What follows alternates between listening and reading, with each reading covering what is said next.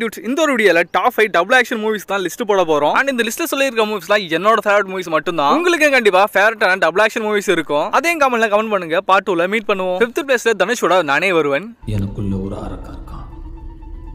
அவனுக்கும் உங்களுக்கும் சம்பந்தமே கிடையாது. ஏதாவது மாறுச்சுனா தப்பா. 4th பிளேஸ்ல தலவோட வாலி.